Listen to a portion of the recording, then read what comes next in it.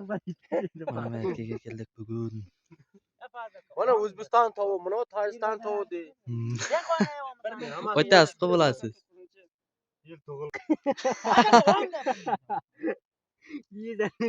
Bismillah mana.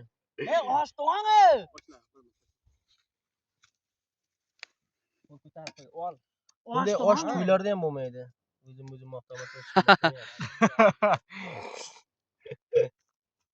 Ko'rakdan so'ng ko'rak. Ko'rak bunga solindi. Lekin sizga Dasturxon to'g'rilar hammani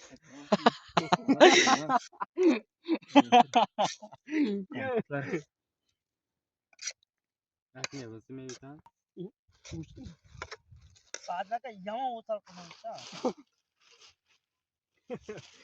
qiynar ovqat tavati. Gapni qaranglar. Tepaga keldik.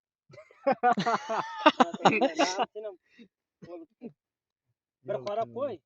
Qora ham. Bir qarab qo'ying. Bizga leytenant dedi qo'yashindi.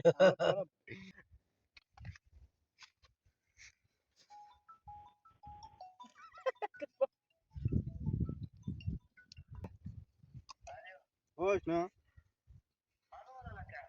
O'rlakam o'tiribdi oldimda. Mana qora choylar olib chiqqan ekan.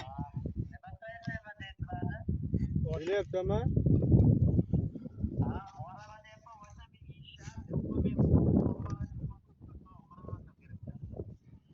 ko'rpa olib bormasang, mulla o'ylasan.